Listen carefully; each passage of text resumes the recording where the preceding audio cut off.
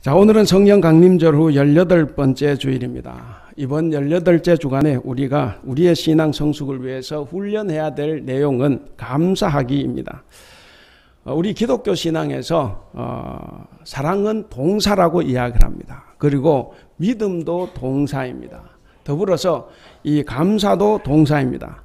감사는 반드시 말로 표현해야 되고 행동으로 나타내야 되는 우리의 삶의 일부분입니다. 우리는 오늘 이 본문에 나오는 이 사마리아 나병 환자를 통해서 그가 받은 은혜를 말로 표현했고 그리고 행동으로 드러낸 것을 보면서 우리도 그런 감사하는 그리스도인이 되기를 결단하는 시간이 되면 좋겠습니다. 자, 오늘 본문은 보시면 11절에 예수님께서 예루살렘으로 가실 때에 사마리아와 갈릴리 사이로 지나가시다가 그랬습니다. 그러니까 예수님께서 예루살렘으로 가시기 위해서 사마리아와 갈릴리 어떤 그 지방을 지나가고 있는 사건입니다.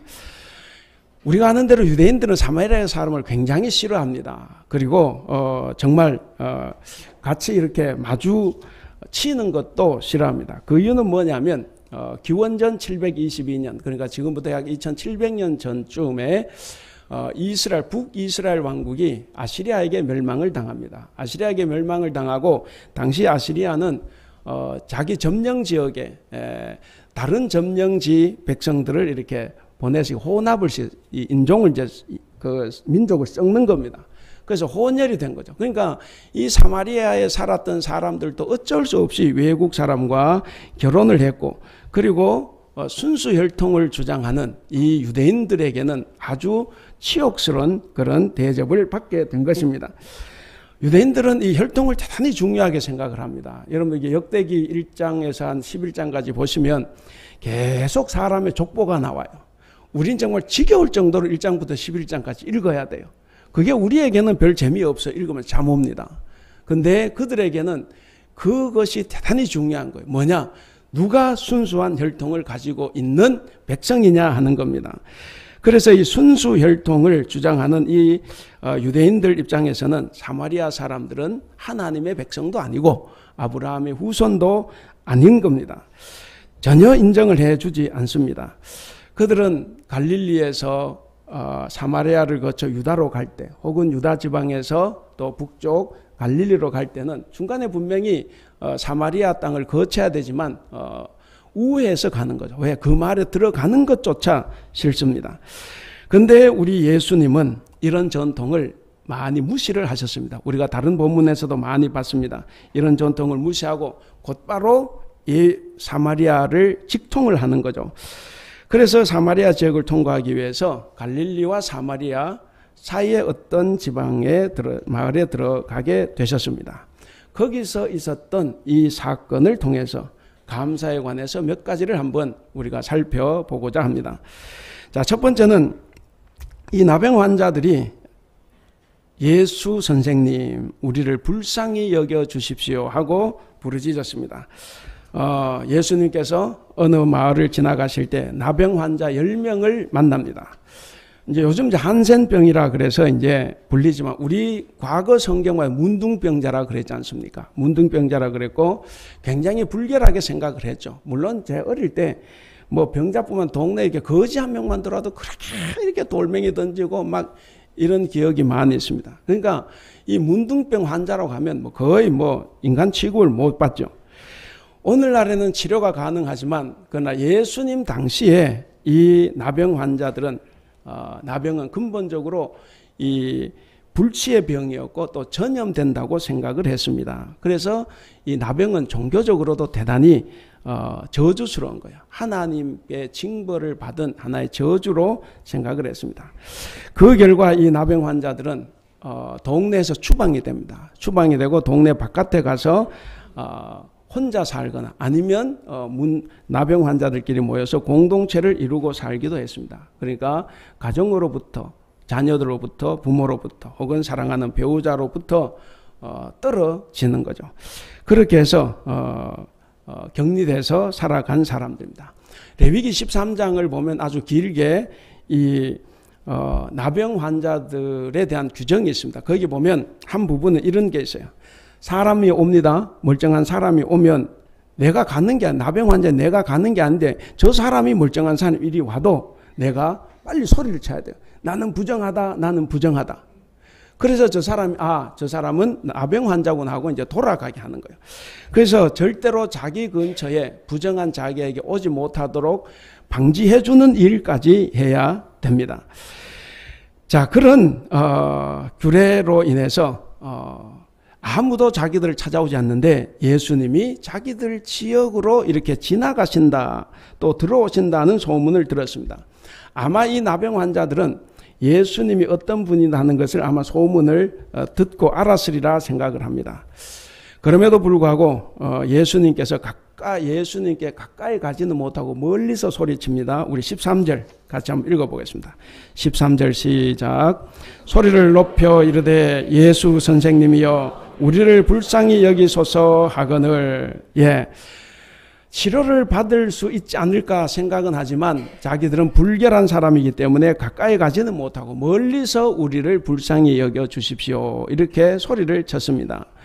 10명의 나병 환자들은 예수님이 자기의 병을 고쳐주시지 않을까, 고칠 수 있지 않을까 하는 희망을 그들이 품었습니다. 여기서 이제 우리를 불쌍히 여기소서 이 말이 정말 절체절명의 위기에 빠진 사람이 부르짖는 하나의 절규입니다. 지난 2000년 동안 수많은 사람들이 하나님과 예수님 앞에서 이 불쌍한 이 죄인을 불쌍히 여겨 주십시오라고 절규했습니다. 바로 이 절규는 하나님의 은총과 자비만이 우리를 구원해 주시고 우리를 고칠 수 있습니다라고 하는 고백입니다. 그런데 오늘날 이제 우리 현대인들은 이런 절규를 외면하고 무시하기도 합니다. 왜냐? 기댈 때가 많아요. 우리 의술도 발전이 되고 과학도 발전이 되고 또 돈도 많고 그러다 보니까 의지할 것도 많고 기댈 곳이 많습니다. 그래서 하나님을 의지하는 것이 점점 더 멀어집니다. 그런데 여러분, 그것은 착각입니다. 기댈 곳, 기댈 대상은 정말 지금 우리가 볼 때는 참 크게 보이지만 그러나 따져놓고 보면 다 하찮은 것입니다. 우리 정치나 경제 어떤 것도 우리를 구원해 주지 못합니다. 과학과 의술이 아무리 발전해도 우리 인간을 구원할 수 없습니다. 사람들은 이 나병 환자들의 실존을 가능하면 피하고 싶어 합니다. 절대로 그 병 걸리고 싶지 않을 뿐만 아니라 불행한 삶을 저주합니다. 불행한 삶도 살기 싫어합니다. 그리고 우리에게 있는 모든 병을 다 치료하고 싶습니다. 그렇습니다. 우리는 모든 병을 다 치료해야 됩니다. 우리뿐만 아니라 우리와 다른 이들의 고통도 우리는 치료해 줄 수 있어야 합니다. 예수님이 나병 환자들을 치료해 주신 이유도 바로 거기에 있습니다. 그러나 나병 환자의 실존에 떨어지지 않으면 우리는 하나님께, 예수님께 우리를 불쌍히 여겨 주십시오 라고 외치지 않습니다. 점점 하나님과 멀어져 갑니다. 이것이 문제입니다. 이것이 오늘날 우리가 가지고 있는 근본적인 모순이고 역설입니다. 여러분, 나병 환자의 삶을 우리가 거부하면 거부할수록 우리는 하나님과 점점 멀어집니다. 거꾸로 나병 환자와 같은 상황에 처하게 되면 될수록 우리는 하나님과 가까워집니다. 그러면 성도 여러분, 하나님과 가까워지는 것이 좋겠습니까? 멀어지는 것이 좋겠습니까? 저도 대단히 힘듭니다. 이 부분에서. 이 나병 환자들을 보면 멀리 계신 예수님께 자신들의 존재를 알리기 위해서 안간힘을 씁니다. 자기들의 이 불행한 처지를 뭔가 해결할 수 있다는 희망을 그들이 가졌습니다. 그래서 주어진 그 환경 속에서 최선을 다해서 소리를 칩니다. 우리도 이 세상을 살아가다 보면 큰 죄를 범할 수도 있고 죄는 범하지 않았지만 큰 고통에 처할 수도 있습니다. 그렇게 됐을 때 이웃들은 우리에게 손가락질할 수 있습니다. 우리를 비판하고 우리를 욕할 수도 있습니다. 나는 죄가 없지만 정죄를 당하기도 합니다. 그런데 그럴 때일수록 우리는 그 문제를 들고 하나님 앞으로 나아가야 됩니다. 하나님과 가까워질 수 있는 절호의 기회입니다. 우리가 하나님 앞으로 나가서 주님 나를 불쌍히 여겨 주시옵소서 라고 기도해야 합니다. 그러면 그 누구도 찾아가지 않는 그 나병 환자 촌을 방문하신 예수님께서 우리를 불쌍히 여겨 주십니다. 그리고 우리의 기도를 들으시고 우리를 용서해 주십니다. 자, 두 번째는 15절에서 16절을 보시면 한 사람이 자기가 나은 것을 보고 돌아와 감사했다 이렇게 말을 하고 있습니다. 10명이 외쳤습니다. 우리를 불쌍히 여겨 주십시오. 그 외침을 듣고 예수님께서는 너희의 몸을 가서 제사장에게 보여라 그랬습니다. 당시에는 병원이 없고 의사가 없지 않습니까? 그래서 병원 의사 역할을 한 사람은 제사장입니다. 그래서 제사장이 진찰을 하고 나병이 다 나았다고 생각하면 이제 동네로 복귀를 시키는 거예요. 그래서 제사장에게 보여라. 고쳐진다 하는 말씀이죠. 예수님 말씀대로 그들은 믿고 갔습니다. 가다가 병이 나았습니다. 그런데 그 중에 한 사람만 그 나은 것을 봤다 이야기합니다. 우리 15절 같이 한번 읽어보겠습니다. 시작. 그 중에 한 사람이 자기가 낳은 것을 보고 큰 소리로 하나님께 영광을 돌리며 돌아와 그랬습니다. 자, 이 사마리아 사람, 이 사마리아 사람은 이 9명의 유대인과는 달랐습니다. 자기 몸이 나은 것을 봤습니다. 봤을 때 이 치유가, 이 나음이 어디로부터 왔는지 그는 알았습니다. 분명히 나머지 9명도 분명히 똑같이 치유 현상을 눈으로 다 봤을 거예요. 그래서 기쁜 마음으로 제사장에게 보였을 거고 그들은 고향으로, 집으로, 가정으로 돌아갔을 겁니다. 근데 어떻게 다 눈으로 보고 알면서도 단 한 사람, 이 사마리아 사람만이 그 치유 기적의 배후에 하나님이 계셨고 그의 능력이 예수님을 통해서 성취됐다는 것을 그만이 깨달았습니다. 그것을 깨닫고 그가 하나님께 소리를 쳤습니다. 하나님께 영광을 돌렸습니다. 하나님께 영광을 돌리고 치유자이신 예수님께로 그가 돌아와 엎드려 감사를 표했습니다.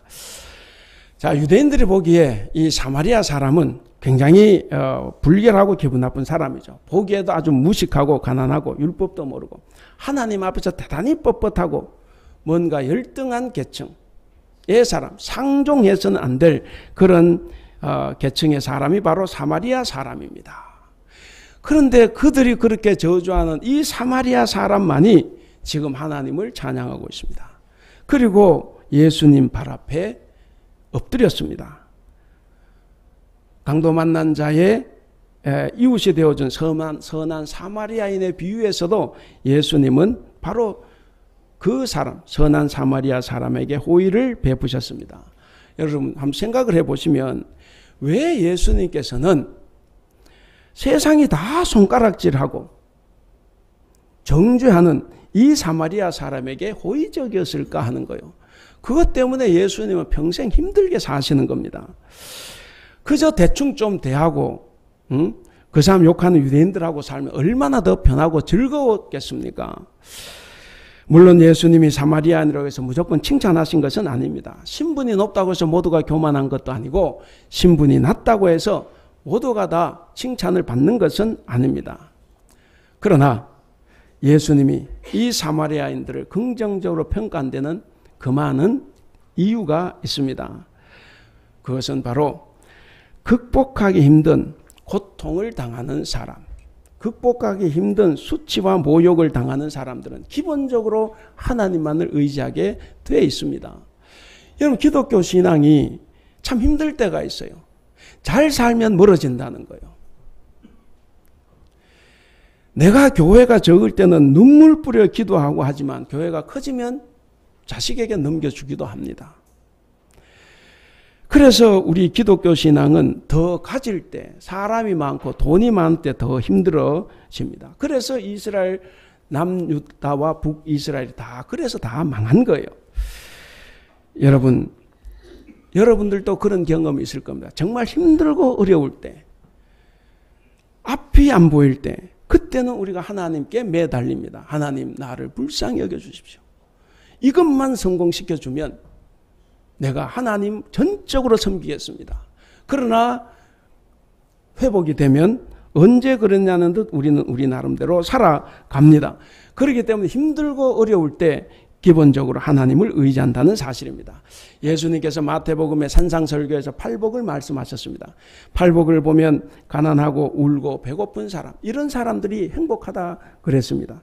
그런 사람들이 하나님을 보고 위로를 받고 그리고 하늘나라 영적으로 배가 부를 것이다, 이렇게 이야기를 했습니다. 여러분, 왜 그렇겠습니까? 하나님은 천하고 가난하고 낮은 사람들과 함께 하시기 때문에 그렇습니다. 바로 예수님의 십자가라는 것은 가장 낮은 자리에 처해진 것입니다. 그 자리가 억울하게 고통을 당하고 모욕과 수치를 당한 자리입니다. 그곳은 배고픈 자리고 슬픔을 당하는 자리입니다.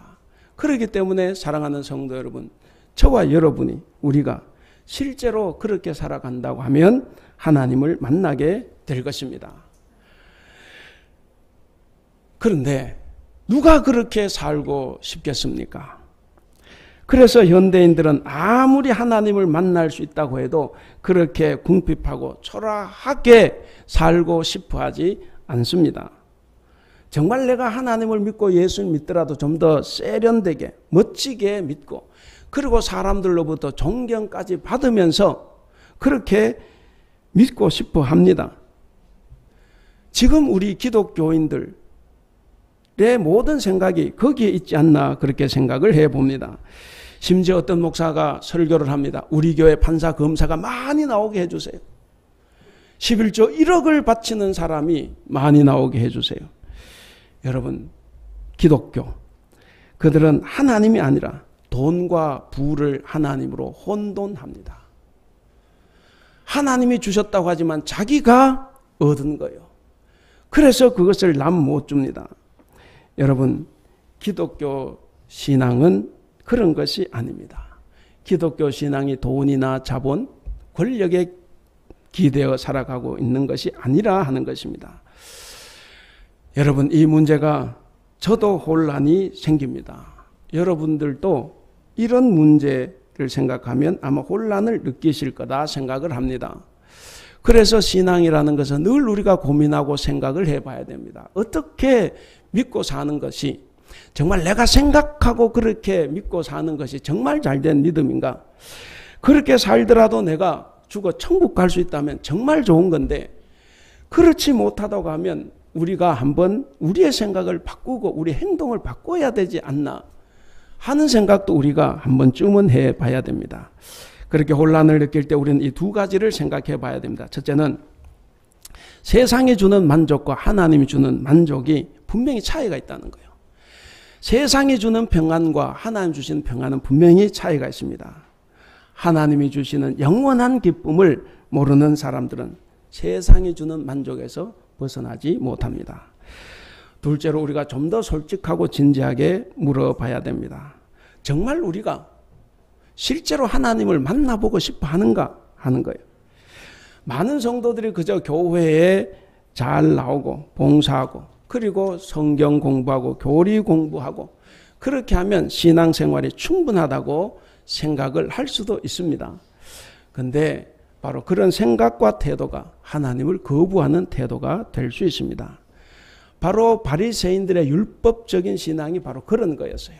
나는 이만큼 했다는 거예요. 그래서 그만큼 하지 못하는 사람들을 비난하고 욕하고 그래서 사마리아 사람들을 욕하는 겁니다. 아무리 선한 일이라고 해도 그것이 내 업적이 되는 순간 이만큼 하면 됐어 하는 순간 그 일은 하나님과 아무런 관련이 없어집니다. 하나님을 만나는 자리는 절대로 자기를 자랑하는 자리가 아닙니다. 나를 내세우는 그 자리가 아닙니다. 하나님을 만나는 자리는 우리가 온전히 낮아지는 그곳입니다. 우리가 하나님의 사랑에 하나님께 사로잡히지 않으면 우리는 이 낮은 자리로 들어갈 수 없다라고 하는 것입니다. 여러분, 가난한 사람, 슬픈 사람, 이런 사람들은 자기도 모르게 이미 하나님의 하나님께서 원하시는 낮은 자리에 들어서게 됩니다. 어디에서도 위로를 받을 수 없는 사람들은 어쩔 수 없이 자기를 낮출 수밖에 없습니다. 이런 사람들은 자기도 모르는 사이에 하나님의 은총과 위로를 경험하게 됩니다. 그런 경험이 있는 사람만이 진정한 의미에서 사람들을 섬길 줄 압니다. 그런 사람들이 감사할 줄 알고 사랑할 줄도 압니다. 바로 이 사마리아 사람이 다른 9명과는 달리 그는 늘 유대인들로부터 비난받고 억압받고 사람 대접 못 받았습니다. 바로 그 사람이 예수님께 돌아왔습니다. 예수님께 돌아와서 감사의 예를 표했습니다. 성도 여러분, 그렇기 때문에 우리는 의도적으로 감사를 실천해야 됩니다. 의도적으로라도 감사를 실천해야 하는 것, 이것이 우리 삶에 대단히 큰 변화를 가져다 줍니다. 여러분, 감사를 실천할 때 우리는 예배 나오는 것도 달라집니다. 내가 무엇인가를 얻기 위해서, 내가 또 무엇인가를 구하고 내가 하나님께 조르기 위해서 오는 것이 아니라 하나님께 감사하고 찬양하기 위해서 이 자리에 나오는 것입니다. 하나님은 세상에서, 교회에서, 우리의 삶에서 늘 우리를 보호해 주시고 우리를 인도해 주십니다. 늘 우리를 위해서 일하십니다. 그러니까 우리가 어찌 우리 주님의 은혜에 감사하지 않을 수 있겠습니까? 여러분, 하나님의 은혜를 다시 한번 생각해 보시기를 바랍니다. 그리고 너무 늦지 않게 감사하시기를 바랍니다. 하나님께 할 것 우리가 해야 되고 하나님께 바칠 것 우리가 바쳐야 되고 가난한 이웃을 위해서 내가 희생해야 될 것 희생을 해야 됩니다. 그런 여러분들이 될 수 있기를 바랍니다. 세 번째는 예수님은 10명이 분명히 다 깨끗해졌는데 도대체 그 9은 어디 갔느냐 이렇게 말씀을 하십니다. 분명히 치유는 믿음이 있는 사마리아 사람만이 아니라 나머지 9명도 다 고침을 받았습니다. 10명 전부가 다 고침을 받았다고 하는 것은 마치 모든 사람이 불신자나 신자나 관계없이 햇빛을 다 동시에 받고 비도 동시에 맞습니다. 농부들은 추수를 기다리게 되는데 자격이 있든 없든 모두가 다 아름다운 계절의 혜택을 입습니다. 선한 사람에게든 악한 사람에게든 혹은 구원에 관한 믿음 있든 없든 관계없이 모든 사람에 관계없이 일용할 양식이 주어집니다. 은혜는 바로 그런 것입니다. 내게 주어지는 거예요. 내가 노력을 해서 얻는 것이 아니라 하나님께서 내게 주시는 것. 세상에 존재하는 모든 것들에게 차별이 내려지는, 차별 없이 내려지는 것. 이것이 선물이고 복입니다. 내가 이것 해야 주시고 저것 하면 공기가 좀 덜 오고 이러면 그것은 은혜도 아니고 선물도 아닙니다. 근데 하나님은 모두에게 차별 없이 다 내려주십니다. 하나님의 사람은 믿음 있는 사람이나 착한 사람이나 이 하나님의 사랑은 다 내려지는 겁니다. 우리가 이 하나님의 사랑을 생각하면 우리가 얼마나 감사한지 모릅니다. 내가 좀 잘못해도 하나님 사랑은 여전히 우리에게 있는 법입니다. 사랑하는 성도 여러분, 이 10명의 나병 환자 중에서 만약에 3사람만 깨끗하게 혹은 4사람만 깨끗하게 됐다고 한번 우리가 가정을 해보면 어떻겠습니까? 아마 3사람만 깨끗하게 됐다고 가정을 하면 이 3사람은 다 예수님께 나와서 감사했을 것입니다. 그리고 나머지 7명도 나도 저 3명처럼 나음을 받기 위해서 아마 예수님 발 앞에 납작 엎드렸을 겁니다. 근데 한 명은 제외하고 9명이 다 돌아오지 않았다고 하는 것은 10명이 다 치유되었다 하는 것을 반대로 나타내 줍니다. 우리는 그럴 때가 있어요. 몇몇 소수만 누리는 것에만 특별한 중요성을 부여합니다. 그러니까 내가 특별한 대접을 받기를 바라는 거예요. 모두가 다 받는 것은 은혜가 아닙니다. 그건 감사할 일이 없어요. 10명이 다 고침을 받아 놓으니까 저거 싫어하는 사마리아 사람까지 고침을 받았는데 이건 감사할 일이 못 되는 겁니다. 그래서 이 선물은 너무나 당연하고 보편적인 것이 되었습니다. 감사하러 돌아오지 않은 이 9명이 바로 그랬을 거다 하는 겁니다. 모두가 다 고침을 받았기 때문에 10명 중에서 두세 사람만 고침을 받았다고 하면 그들은 분명히 특별한 사건이요 특별한 은혜라고 생각을 했을 겁니다. 그런데 10명이 다 치유되고 보니까 굳이 감사할 필요가 없었습니다. 여러분, 누구에게나 주어지는 보편적인 것이야말로 가장 좋은 겁니다.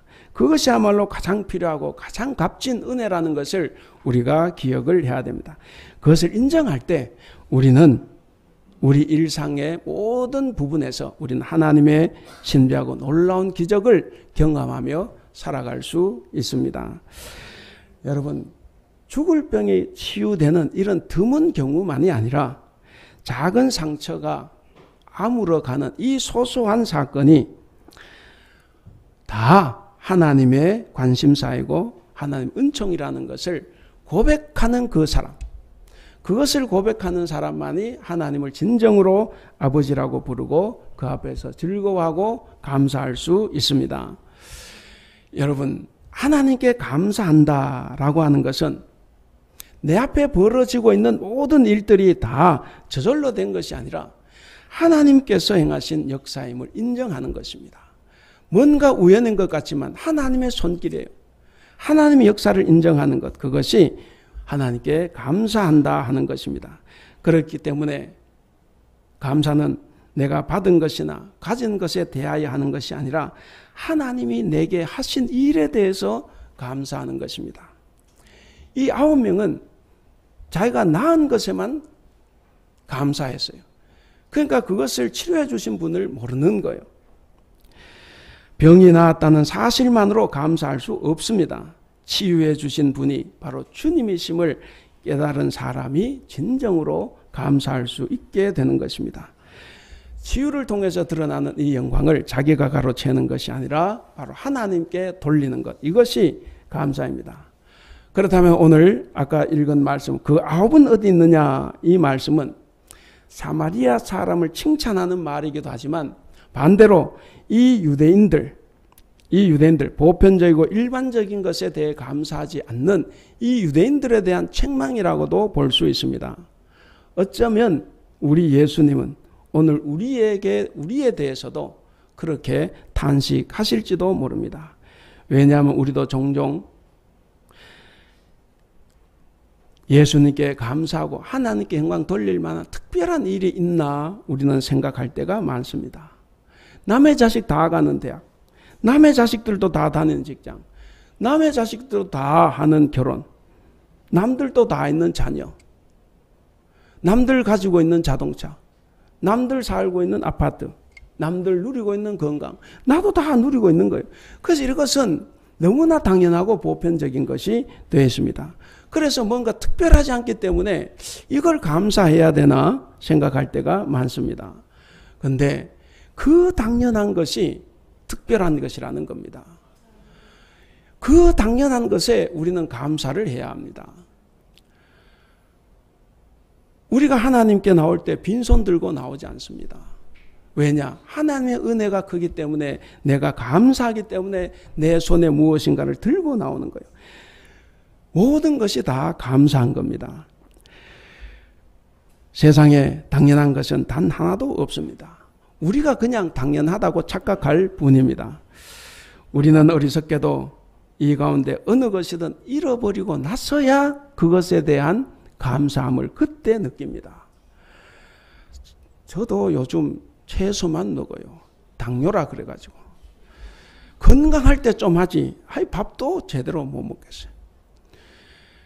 여러분, 항상 뭔가가 탈이 나면 그때서야 그게 정말 감사했는데 이미 늦다 하는 겁니다. 하다못해 통증을 느끼는 것도 실은 감사한 일입니다. 우리 교회에 최선희 집사님 있어요. 그 동생 최혜선 집사님이 있는데 이 최혜선 이 자매는 30년 동안을 극심한 고통, 아픔에 시달렸습니다. 그래서 거의 뭐 집에서 밖으로 나오지 못할 만큼 극심한 고통에 시달렸습니다. 얼마나 세상을 많이 원망했습니까? 그리고 하나님을 원망하지 않았겠습니까? 그런데 그 고통 속에서 그가 주님을 만났습니다. 주님을 대적하다가 주님을 만났고 자기 몸이 점점 좋아지는 것을 느꼈고 드디어 밖에 나가서 약간의 일도 할 수 있게 됐습니다. 그런 것을 조금씩 보면서 이제는 그가 고백을 합니다. 내 몸이 아프고 덜 아프고에 이제는 관심이 없다. 단지 내가 예수님을 좀 더 깊이 알고 예수님을 좀 더 잘 만나고 그리고 예수님에서 뭔가 쓰임 받기를 원한다. 이런 고백을 지난번에 했다고 합니다. 그리고 이 아픈 몸을 통해서라도 하나님이 영광 받으실 만한 도구가 되기를 그가 소망하고 있습니다. 여러분, 아픔 가운데 있기 때문에 하나님을 절절하게 만났습니다.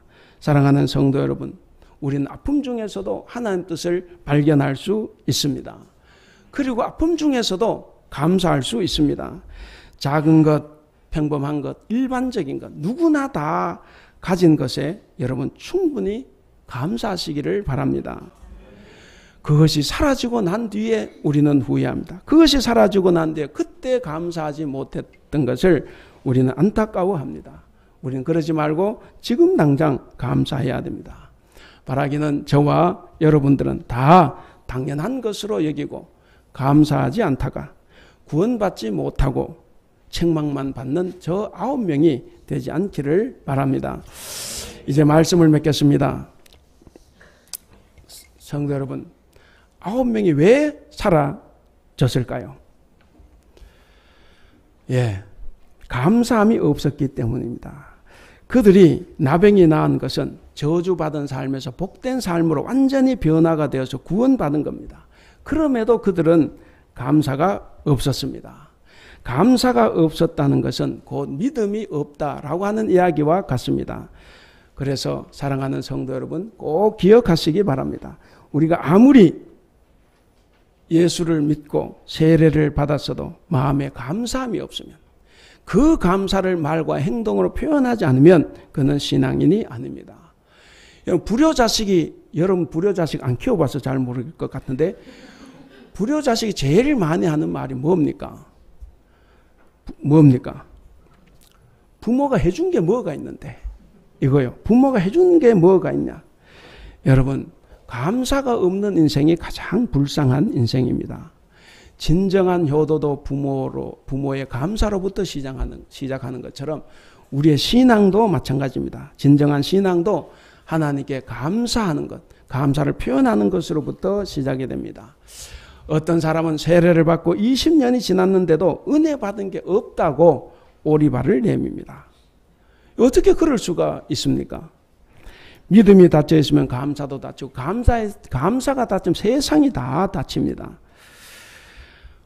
반대로 어떤 사람은 그 무거운 십자가를 지고 있으면서도 그 십자가를 고마워하고 그 십자가를 감사하게 받아들입니다. 그런 사람은 그렇기 때문에 행복한 거예요.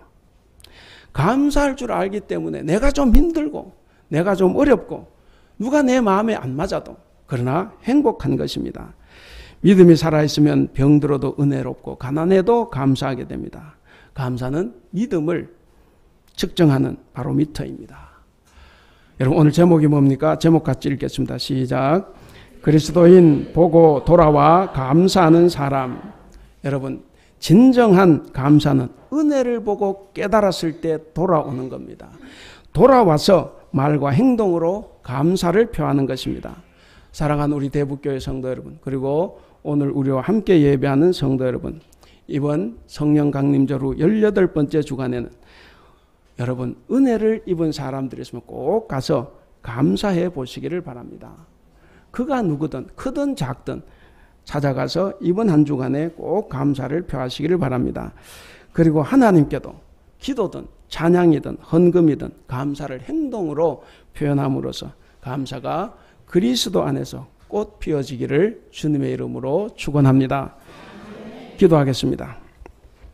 사랑과 은혜가 충만하신 우리 하나님 아버지, 오늘도 귀한 말씀을 들려주셔서 참으로 감사합니다. 우리를 일찍부터 택하여 주시고 불러주시고 세워주셨지만 우리는 이 큰 감사에 대해서 우리가 감사하지 못하고 살아갈 때가 많습니다. 하나님, 우리를 불쌍히 여겨주시고 온전히 주님께 감사할 줄 아는 그리스도인이 되게 하여 주시옵소서. 그 감사를 말과 행동으로 반드시 표현해내는 우리들의 신앙이 될 수 있도록 우리를 도와주시옵소서.